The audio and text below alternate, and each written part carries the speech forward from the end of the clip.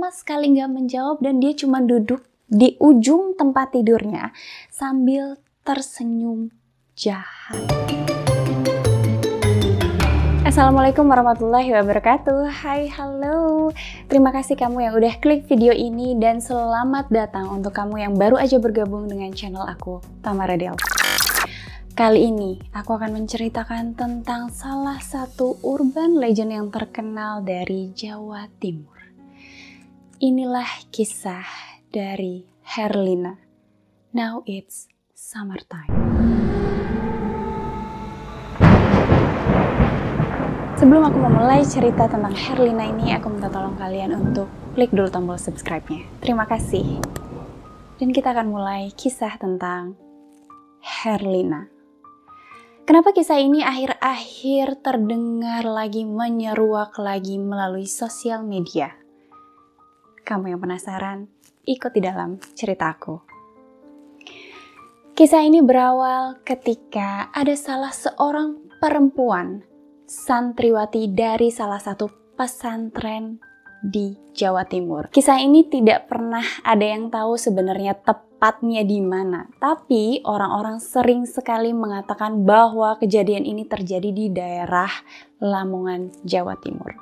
Kita berkenalan dulu dengan sosok dari Herlina. Jadi Herlina ini adalah sosok seorang santriwati yang cantik dan ramah juga baik hati. Tapi dia ini kurang terkenal, dia itu cupu dan lebih banyak bergaul dengan orang-orang yang biasa aja di lingkungan pesantrennya. Dan dia punya sesuatu yang dia sembunyikan di dalam hatinya. Ternyata Herlina ini ingin menjadi sosok yang terkenal, dikenal bukan cuma di lingkungan pesantrennya aja, tapi di lingkungan sekitar pesantren sampai ke luar dari pesantren. Dia bercita-cita ingin menjadi seorang sosok santriwati yang menjadi panutan orang-orang di luar sana. Karena keinginannya itulah, keinginan yang terpendam dari Herlina ini, dia memikirkan hal di luar dari nalar santriwati yang lainnya. Dia membuat suatu kejadian yang luar biasa. Dia ingin membuat heboh pesantren tersebut. Dia memikirkan cara untuk mengambil salah satu benda yang dimiliki oleh Pak Kiai pemimpin pondok pesantren tersebut. Benda apa dia juga memang belum memikirkan benda apa sih yang mau dia ambil. Tapi dia memulai aksinya ketika sholat isya berjamaah. Orang-orang sibuk pergi ke masjid untuk melakukan sholat isya berjamaah. Lain lagi halnya dengan Herlina. Dia menyusun rencana, dia mau memulai aksinya itu saat orang-orang sedang sibuk menuju ke masjid untuk sholat berjamaah. Ketika orang itu semuanya udah kumpul di dalam masjid, Herlina mulai mengendap-endap keluar dari kamarnya. Dia masuk mengendap-endap dan dia melihat di sekeliling ruang tersebut. Dan dia menemukan satu benda yang sering digunakan oleh Pak Kiai, yaitu sebuah cincin dengan batu akik menempel di tengah cincin tersebut. Itulah yang diambil oleh Herlina. Dia berpikir kalau cincin itu hilang, Pak Kiai pasti akan sangat heboh, satu pesantren akan sangat heboh. Dan kalau Herlina ini menemukan cincin yang hilang tersebut, dia berpikir dia akan menjadi pahlawan karena telah menemukan cincin yang hilang. Dia tanpa berpikir panjang, dia masukkan cincin itu ke dalam tasnya. Dia berpikir dia akan menyembunyikan cincin itu di bawah tempat tidurnya. Setelah dia puas melihat sekeliling ruang kerja dari Pak Kiai itu, dia memutuskan untuk keluar.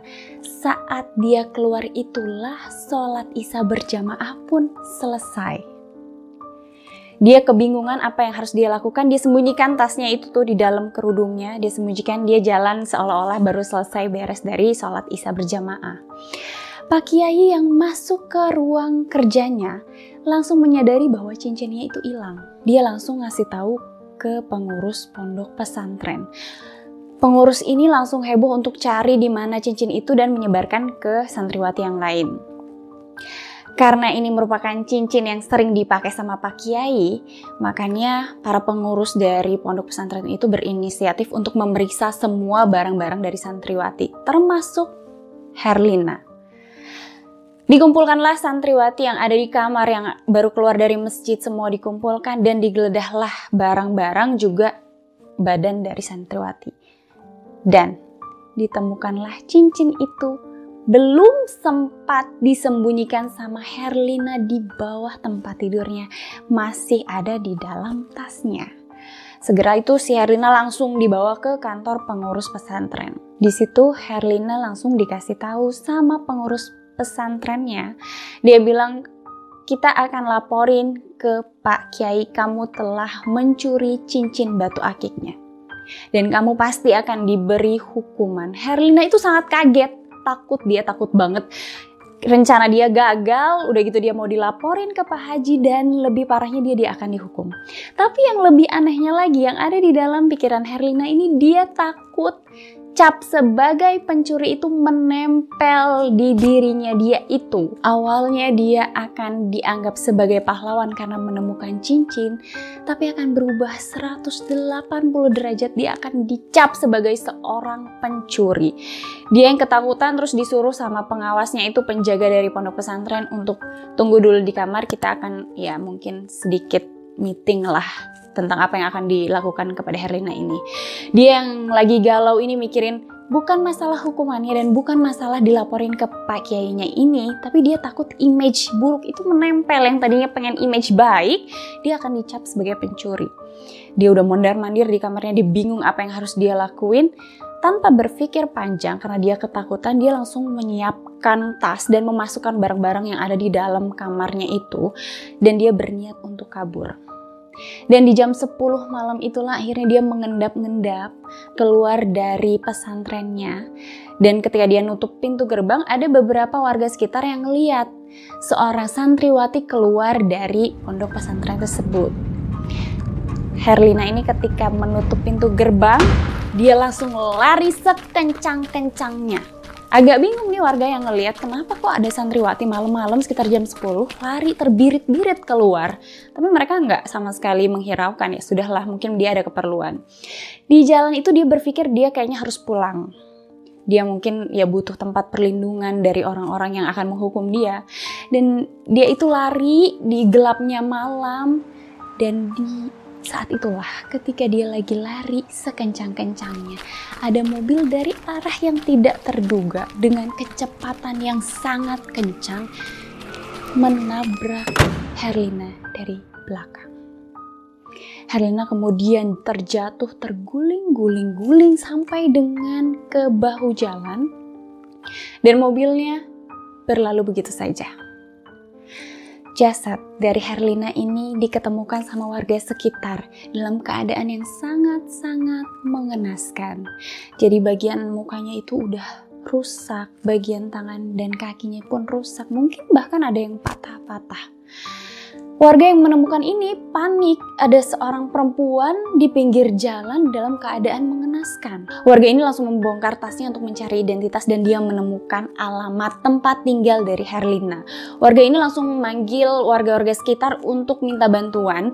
Jasadnya Herlina ini diantar ke alamat yang udah ditemui di kartu identitasnya itu. Sementara orang yang menemukan pertama ini langsung menuju ke rumahnya dari Herlina.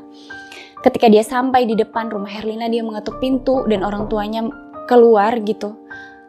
Terus warga yang menemukan ini bilang bahwa Herlina anaknya telah meninggal dunia, ditemukan di bahu jalan.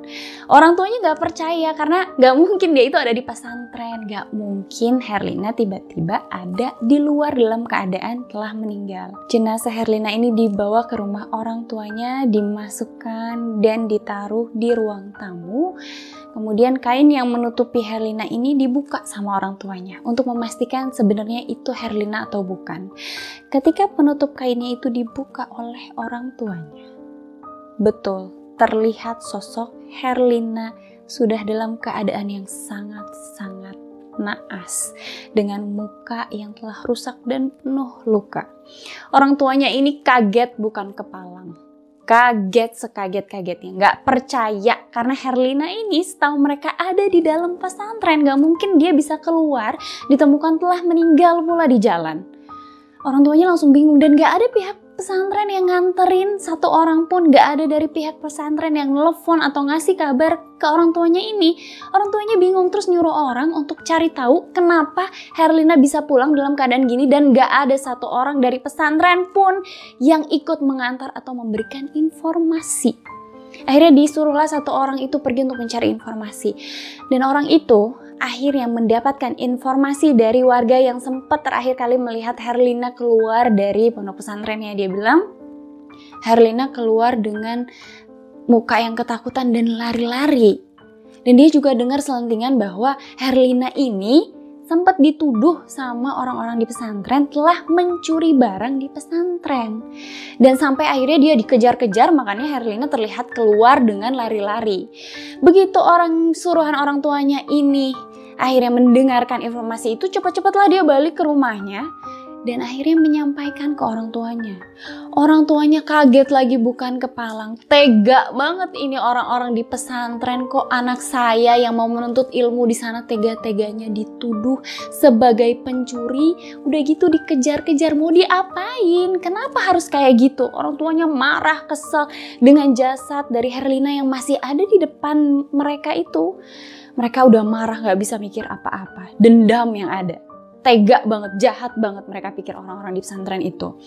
Akhirnya mereka gak mikir panjang lagi, berterima kasih sama orang yang udah bawa jenazah dari Herlina itu ke rumahnya. Kemudian mereka akhirnya pulang dan orang tua dari Herlina ini karena saking marah dan udah gak bisa berpikir dengan jernih lagi, dia panggillah dukun yang ada di sekitar rumahnya, dukun yang paling terkenal dan sangat sakti. Gak lama dukun itu masuk ke dalam rumah orang tua Herlina. Dilihatnya sosok dari Herlina yang sedang berbaring dengan keadaan yang sangat naas itu, dan orang tuanya menceritakan kejadian. Mereka bilang sama dukunnya, "Pak Dukun, saya dendam sama orang-orang yang ada di pesantren itu. Tega-teganya mereka nuduh anak saya ini pencuri, terus dikejar-kejar kayak maling pokoknya." Dia marah semarah-marahnya orang tuanya. Gak tega lah lihat anaknya kayak gitu. Dukunnya akhirnya nanya ini sama orang tuanya.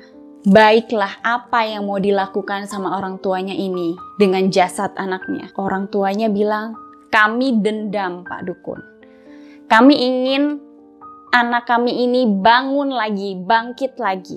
Kami ingin membalas dendam terhadap orang-orang yang ada di pesantren itu." Bentuk balas dendamnya apa? Biarkanlah anak kami yang mengeksekusi mereka yang jahat terhadap anak kami. Dukunnya bilang, "Baiklah, saya akan membantu kalian berdua." Didatangkanlah sesosok jin, dan jin ini dimasukkanlah ke jasad dari Herlina. Sosok Herlina terakhir kali yang dilihat oleh orang tuanya dalam keadaan naas itu, seketika ketika jinnya dimasukkan ke dalam tubuhnya, berubah menjadi sosok Herlina yang seperti biasa sebelum terjadi kecelakaan.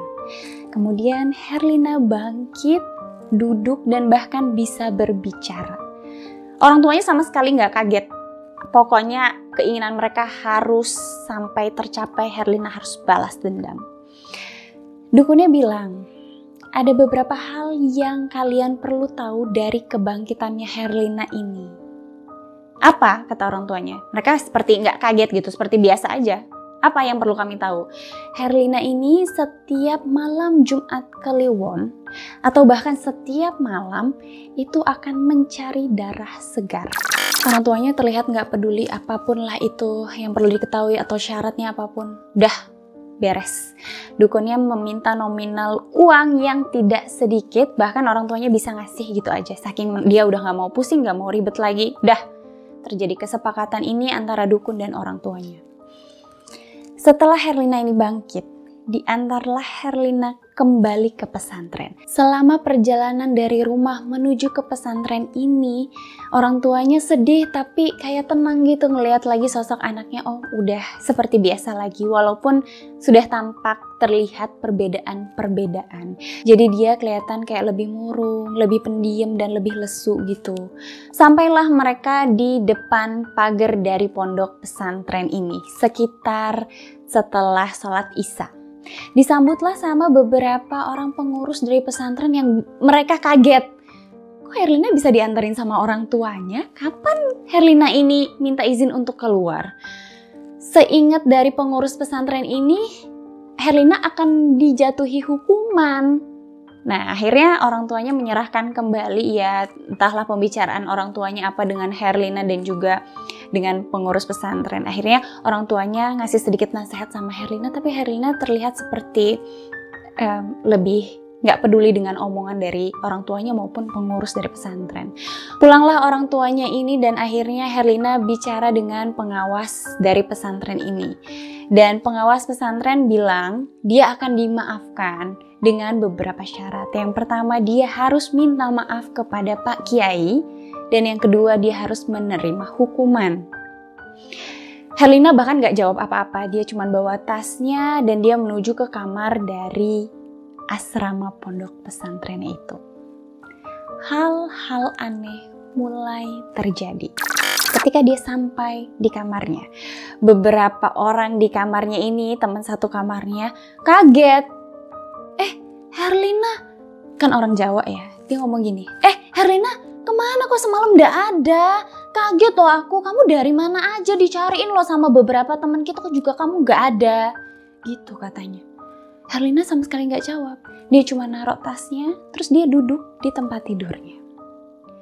Teman-temannya kan masih nungguin nih kabar dari Herlina, tapi dia gak jawab sama sekali. Dia masih ngobrol-ngobrol aja kan. Nah, dia beberapa ada yang melontarkan pertanyaan sama Herlina. Akhirnya mereka otomatis lihat ke arah Herlina kan. Nah, Herlina sama sekali gak menjawab dan dia cuma duduk di ujung tempat tidurnya sambil tersenyum jahat. Teman-temannya udah ngerasa ada yang aneh nih sama Herlina. Kayaknya Herlina lagi nggak kayak biasanya. Mungkin dia sakit atau gimana. Udahlah, mereka ngobrol-ngobrol lagi. Obrolan makin bergulir. Ada salah satu dari temennya ini yang ngelihat ke arah Herlina.